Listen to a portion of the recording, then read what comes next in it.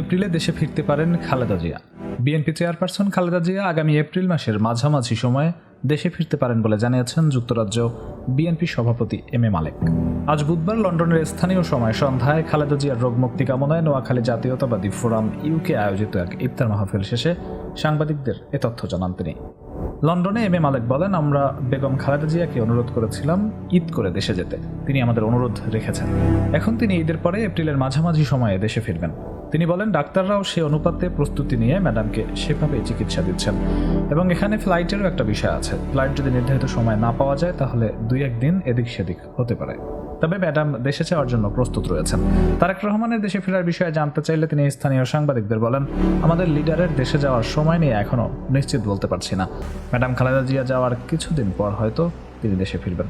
একসাথে দুজন অবশ্যই যাবেন না, এটা আমরা বিশ্বাস করি।